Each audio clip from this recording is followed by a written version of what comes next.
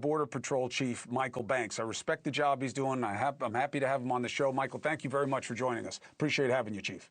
Thank you for having me on, Chris.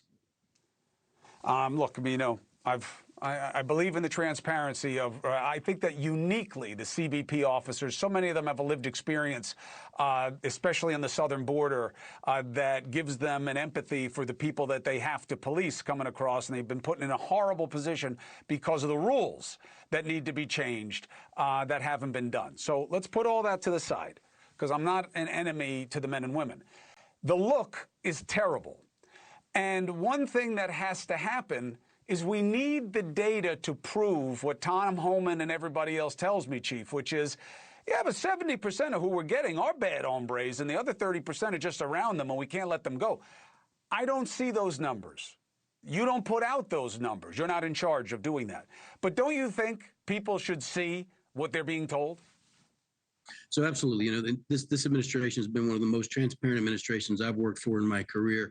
I can't speak for ICE, but I can tell you that the United States Border Patrol has several thousand agents working alongside of ICE. We continue to support ICE, and we're going to continue to support ICE on the interior mission. And I'll tell you why it's important for us on the interior mission. The interior mission sends a message that if you get past the Border Patrol and make it into the interior, if you're still here illegally, there will still be a consequence provided. That in itself has provided a huge deterrence. And numbers I can share with you are those continual decreases we see every time there's another mission somewhere on the interior. But as far as professionalism, my Border Patrol agents are going to be absolutely professional. They're going to behave within the law. But what you don't see in that video clip is the records on this individual, what this individual is doing, the damage that's to the front of his vehicle where he rammed the agents, in this case, the Border Patrol agents that were out assisting ICE, where he had behaved in an assaultive manner. And then the fact that once they were making the arrest, he continued to resist and continued to fight. And so I think a lot of that's brought on by rhetoric. It's brought on by really just irresponsible leadership in certain cities where they go out and they put out rhetoric and they tell half the story instead of putting the whole story out there. But as far as transparency, absolutely. Here at CBP with the Border Patrol, we are as transparent as we've ever been, and we enjoy sharing our numbers. And when we aren't doing something right, we're going to adjust it, and we're going to correct it, and we're going to hold everyone accountable. Have you put out the information on this guy that we see in this clip that you seem familiar with?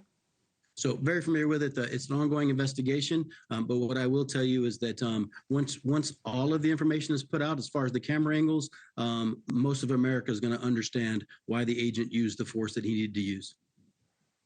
But Chief, if you know that now, why are we looking at the clip out of context? Why hasn't the government put out? I know it's an ongoing investigation, but we both know, all due respect, you guys put out what you want when you want, okay? But so why don't you put out what made this guy worth this kind of force? And so I think, like I said earlier, if you can tell by the front end of his vehicle, he rammed the agents, which is an assault.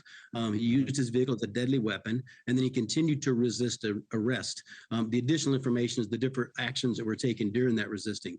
But there's a difference. We talk about arresting an illegal immigrant and how far is too far. This is a person who assaulted those agents on the ground, who assaulted them with a deadly weapon and used his vehicle as such, and they took the appropriate force necessary to effect that arrest.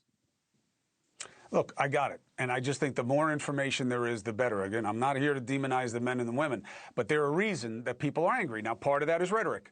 Part of that is politics. Part of that is agendas. No question about it. But let me ask you, on a philosophical level, Chief, do you believe that everyone who enters this country illegally is the same in terms of a threat profile? So absolutely not. There are different threats that come across this country. I believe that everyone who enters this country illegally is in this country illegally, and they should be apprehended. They should be prosecuted for that crime they committed and returned back to their country. I believe it's absolutely unfair to the millions of legal immigrants that come to this country to make this country a better place and do it the proper way. You talked about immigration reform. That needs to be fixed. But I equate this, and I'm an old sailor. I spent a lot of time in the military, in the Navy before I came in BP. And there's an old saying, dead in the water, and it's when a boat is stuck out at sea and it's not operating and the boat is just floating. Our immigration system has two processes, and I'm going to use this boat analogy. You've got the engine and you've got a hole in the boat. The United States Border Patrol's job is to plug that hole, shore up that hole, and ensure that those coming across the border are doing so legally, right? And then that is Congress and its job to fix the engine part of that, which is addressing the need for fixing the immigration system. Thank you for watching. Subscribe below and download our NewsNation app right now on your phone, and you will get fact-based, unbiased news for all Americans.